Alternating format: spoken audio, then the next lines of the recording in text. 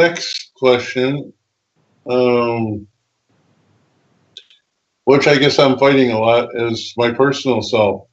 Would you say that your personal self and your real self are mutually exclusive? And by that I mean, the more time you dwell on the personal things you like to do in your life, does that really take you away from your real self and your real awareness?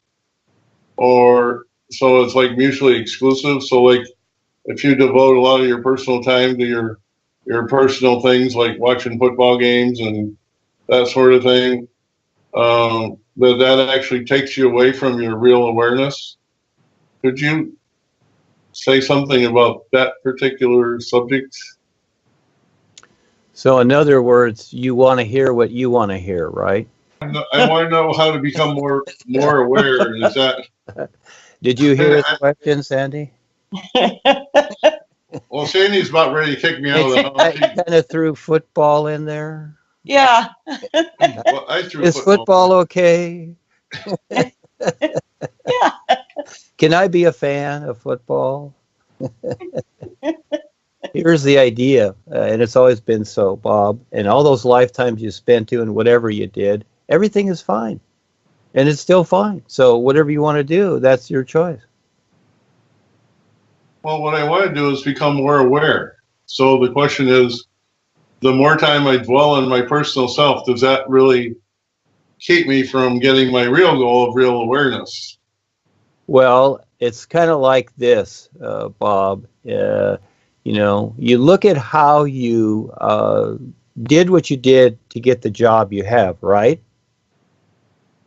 Mm-hmm. You know, as an air traffic controller, right? You look at the steps that it took for you to at some point decide, okay, this is what I want to be, and look at all the steps you had to go through to finally be there and be the air traffic controller. Do you see that? Yes. Okay, so does that give you a hint? It takes something. You got to do something to get there, right? You got to do something to become more aware. So how do you do it? So you figured that one out. Now here's how do you figure this one out? So you want to become more aware. So is it going to work through football or whatever? And I'm not saying it's gonna or not. That's up to you. You decide. You're writing your own course now. See, I'm providing references. Is what I'm providing. Everything I provide is a reference. You see, I'm rewriting history. I like this part, and that is that it's not the same old stuff. Yeah, you read the books and whatever, but I'm writing references. I'm showing you how to write your own course. You decide your course. Again, like I've said, you decide your adventure. You decide your real adventure with life. This is where you're the decider. You're going to figure out, you got to figure out, okay, how you're going to become more aware. It's you. So, well, that's yeah. Well, that's the hard part, though. Is, I mean, you know, it's like, and I'm right out in the middle of a desert, and there's no paths. So what direction do I go? You know, I mean, to find the real awareness and go on my real journey, and the one I have, you know, normally you have alternatives. You have choices to make, which is another thing I want to talk about. But when you're out in the middle of a flat desert and sand everywhere, and you say, well, I want to take a path, but there's nothing there to guide you, or I mean, if I saw, you know, camel tracks or something in the sand, I say, well, hey, I could go follow, see if there's a camel there. But if it's just flat and there's no demarcations, there's nothing pointing the way to go, and so I can step off in any direction, but to me it's meaningless unless I have a direction to go. So how do I know what path to get on that course? You know, in the desert thing, you'd probably just want to close your eyes and take a step. Well, that's basically it.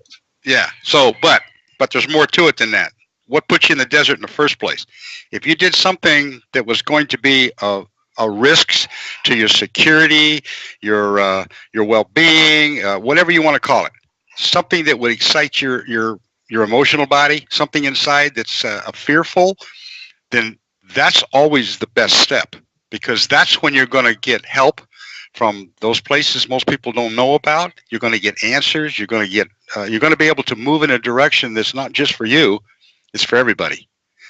And that's really what this is all about, because we're vehicles for everybody.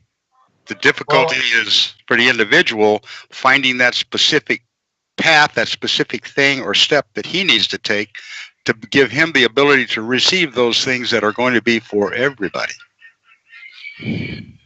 Well, I kind of look at it this way.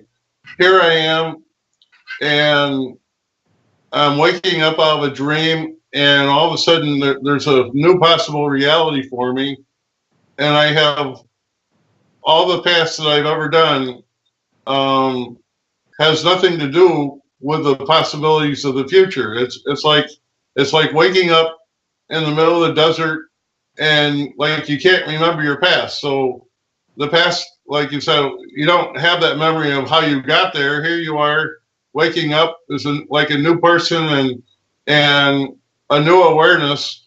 So what direction do you go from there? It's like, how do you figure out how to become more aware?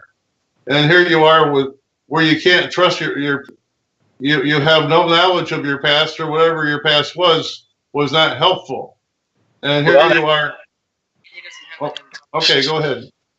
Well, because one of the things you need to realize is, okay, if you're not aware of your past, you're better off anyhow. And so therefore, all you have to do is have the awareness to say, I got here, I can get wherever I want to. Okay, all I have to do is watch each step that I take and see what it amounts to. If I don't like that way, I turn and go the other way, because it's being in the moment. It's not about the past, or can I see part of the future, or can I step off because Duane told me I was supposed to go this way, or Duane suggested I do this, or Duane did this, or Duane said this, or I said, the idea is to be aware of the present moment. I'm in the desert. I have to go somewhere. Let's start. And then be aware of what you're doing as you start and where you're going. Because where you're going, you don't know where you're going anyhow, because you're still in the moment. So you're lucky you don't remember your past.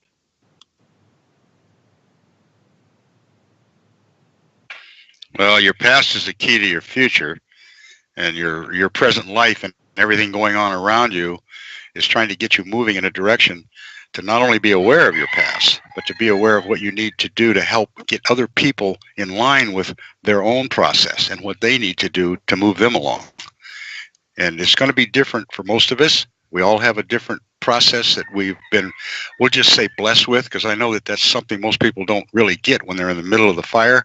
It's like they can't be blessed that they're in it, but it's a blessing all by itself.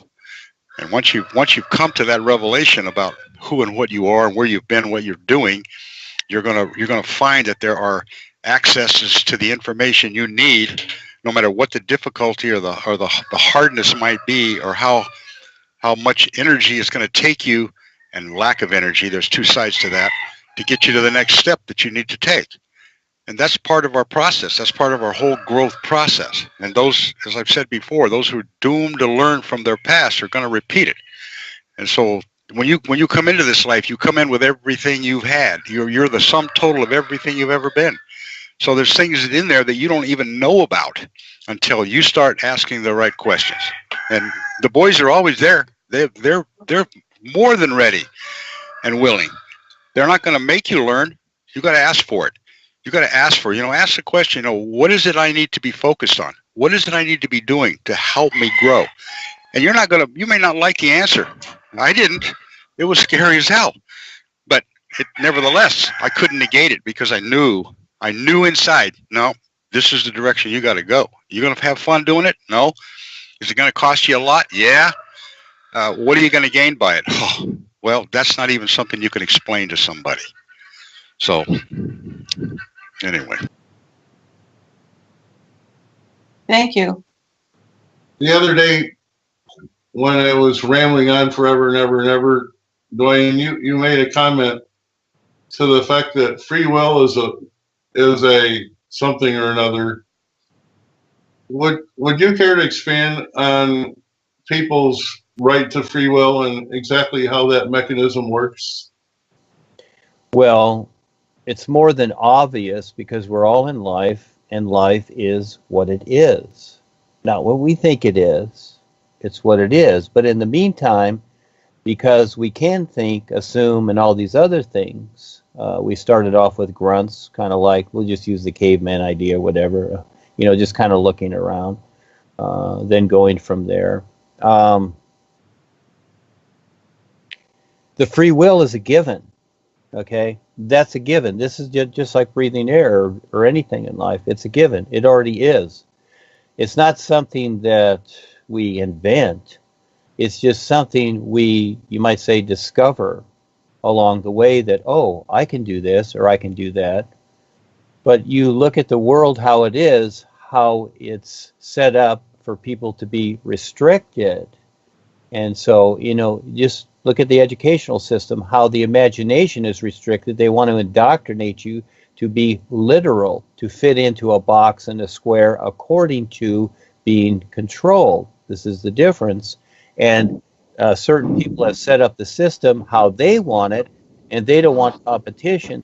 And so the free will is always there. In other words, anybody can do whatever they want. You can do whatever you want at any moment. But you have these ideas within you thinking that, oh, I can't do this or I can't do that. So you look at free will mechanically because you're more literal. You look at it accordingly. I see everything as possible, and it's just that whatever I decide I can do, but what is it that I want to decide to do? That makes the difference. Yes, I can do anything. I can go have businesses and corporations and make a lot of money. I can do that too. I had great business. Anybody can do it. You just decide to do it. Well, that's not what I want to do. I want to do this. And so this becomes the most difficult. I always, according to time and space creation, I seem to always decide to do something that's the most difficult or basically impossible. And I really like that because I see the possibility of it. So your free will is everything, but it's going to be according to you how you make it. So people, for the most part, people think something along the lines of, oh, I have free will, I can do whatever I want. Yeah, you can, but you're also going to have to deal with what you've decided. Just like the politicians and the world controllers, they just think in their mind that, oh, we have free will, we could do whatever we want, and nobody could touch us. Well, again, it can go for millions of years before the effects show up, like the Queen of Orion. That was eons. And finally, by the very fact of what she did, you might say, I'll just use the idea of justification, we were justified to not be bothered anymore by her. So you might say we were justified to put her away because what she had accumulated that bothered others. You can say it kind of like that. So, and I I put in the request, but Rebazar and the boys did it. They take on the responsibility of that. They take on the task. They take on things, just like Paul took on things here, and like I take on things. I feel this heavy world. You take it on, and then you deal with it too, etc., because this is how life is cause and effect. And so free will is very interesting, and a lot of people just go wild with their free will, don't they? So until you come to that point where you start to figure out your real awareness and the isness life is, to where you see, the way I see it is life is an isness, very simple. It's already complete. So where is it that I need my free will in that completeness?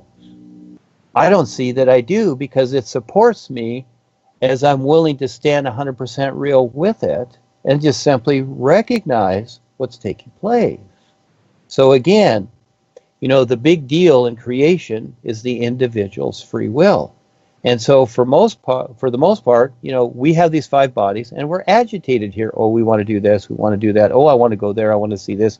I want to have that. Oh, give me that, whatever. Okay. So that's the personal self because it's in a, it's in a particular area of agitation. Cause and effect is always ebb and flow, and it's in basically you're agitated here and you're inspired, you're all these things, but those are types of agitation too.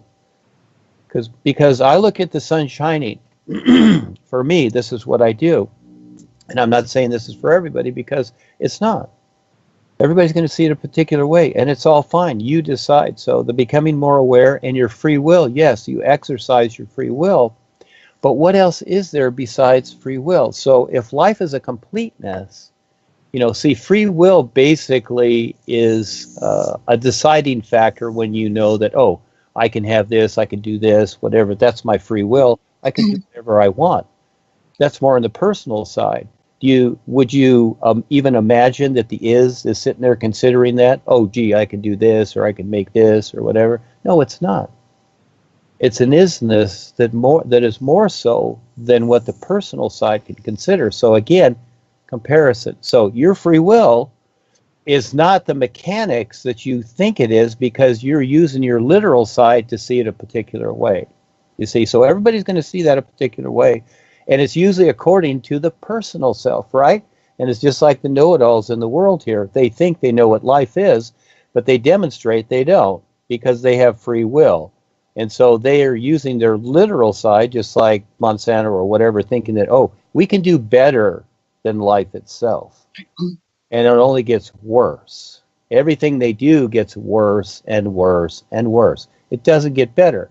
And just like the people with the God idea and the love idea and the hue idea and all these things, does it get better or does it get worse and worse and worse? Because they're the know-it-alls. They already know what life is. And so us trying to explain something to one of the members, they don't want to hear it because they already know what things are. They already know that Harry's this and that and whatever.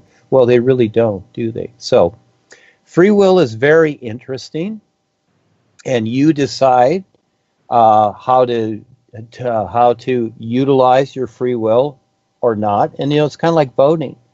The idea is that they want people to vote, right or wrong or whatever. Just go vote, simply because, see, then you're an unconscious supporter of the world controllers. But you also have the right not to vote.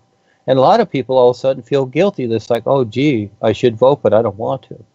No, I realize at some point I have the right to not to vote, and so I don't care. But when people come up, or if I'm at the post office and there's usually little tables out there and people say, have you voted, whatever, I say, yeah, I voted. But, I'm not going to sit there and try to be the obvious rebel and say, no, I didn't vote because I don't have to. I'm not going to get into that. I just say, yeah, I voted. I just keep going.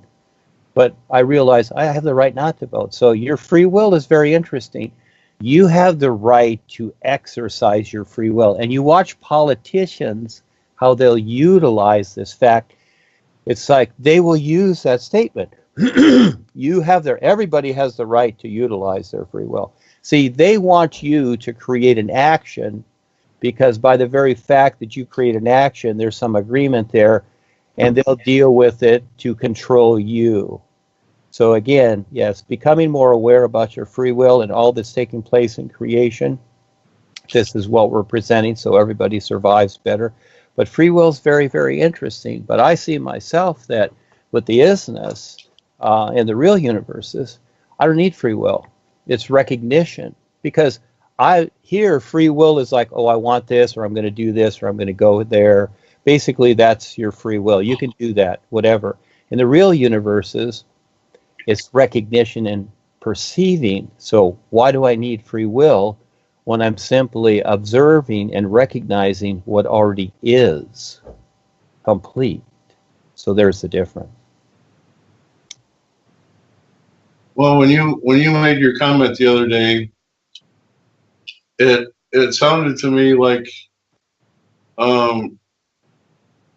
free will was a real problem with sharing the new presentation with other people. And I think you said I almost got the impression that you would love to do the new presentation with other people, but it's you want to share it, but yet you do not want to infringe upon their free will, that you you want to get through to them, but you can't because it's the other person's free will that is preventing you from making a presentation. That's, listening to you, and Sandy's listening to you all the time too. I would say that learn to see how Sandy sees you. Okay, she's listening to you all the time. And, you're breaking it down mechanically. You see, you're breaking that down mechanically. So again, I'll say it, free will's a bitch. And it is, because you're seeing free will in the world. Is it working? Is it working the way that it could? No, it's not. It's destroying the world, free will. Because these are people that most of the people in the world do not recognize how their free will really is. They're just thinking, oh, I can think anything, I can do anything, I can have anything. Oh, I can go rob that bank, I can steal this, I can push that person off a cliff, whatever. Okay, see, that's their free will, and they'll laugh and ha ha ha, like we see in the movies. We see the gangsters and whatever. And that's the extreme case of the free will. So this is where we're exercising our free will in creation. This is really what we're doing. But life is not about free will. Just like the whole of life, it's not about cause and effect. But we need cause and effect to recognize something else. So we need our free will in creation to do whatever we want. You see, in the real universes, you can't. You can't do whatever you want. It's not that. It's different. You must be 100% focused, standing real, and have a particular intent. You can't do whatever you want. Remember in the tiger's fang that there were guards at each level to let the individual in or not? You are screened. And if you're not ready, you're not going. And I've seen many people, several lately, that thought they were going to the 7th level. No, they made it to the twilight zone. That's as far as they made it to. Again, it's not about thinking or whatever these ideas. So you're exercising your free will here to finally figure out, in other words, it's like a child sitting at 1 year old, sitting on its rear playing with blocks. And at some point it realizes, oh, hey, I got to go to work and I can support myself, but it started with the blocks, building blocks and stacking them. So, from the personal self, again, are you seeing that, okay, so you've come into this now, and that, okay, is this the absolute? You see, in many ways, you're looking at it, you're trying to see it as an absolute, like the God idea. There are no absolutes in creation. It's an ebb and flow. There are no absolutes. It doesn't even really exist at all. So again, look at the considerations, and that's your free will. You decide, you consider according to your free will what is what. And yes, when you're in time and space, you have to be careful. It's kind of like walking through a field of landmines. You got to kind of watch where you're going and watch what you're doing. But still, once in a while, you're going to step on a landmine, okay? And you have to deal with it. And, I step on people's toes, but really, they decide with their free will to react. And so I've got to constantly redefine what I'm doing. And that is that, I'm not criticizing Harry. And some people think, oh, you want to get rid of Harry or you want to get rid of this or whatever. No, I don't. I'm fine with all of it. All I'm doing is having my adventure, like Robin Hood, sharing with people and warning them. It's like, hey, watch out for this guy. That's all. I don't care. Whatever he does is fine, because you know what? It cannot in any way influence my intent with the is. It cannot do that. But in the business world, if I were in competition with Joni, then maybe it would be different, but I'm not. And I'm not interested in that. But see, Joni is, to her, she's taken it with her personal self and her personal free will, thinking that, oh, Duane wants to take over. He wants to be the bigger guy, etc. Of course, she's going to see it from that, because again, it's from her literal business point of view. You see, learn to see things from others more so than just yourself, because all you're going to do is question yourself and confuse yourself. See? So it's more fun to see what else there is in life and the bigger picture. So again, free will in creation is one thing, but the isness life is it's a lot better. And so again, it's all about awareness. It's about isness. And there is no free will in the isness. The is has no free will. It's an isness. You see, what we're experiencing as free will is the bottom of the bucket. Okay, that's free will. But when you're complete like the sun, does the sun have free will? Again, what is the sun demonstrating? It doesn't have free will because it doesn't need anything. It doesn't need free will. It's just awesome, isn't it? You see? That's what we really is. Go ahead. Go ahead, Mr. Bill. Thank you for listening. Okay, this is kind of along everything. So on Friday, whenever I got here to my trailer, okay, I had this message, iMessage, and it was from a very high initiate up in Minnesota who, whenever I knew them, they were kind of, no, they were the Lahana person for Minnesota.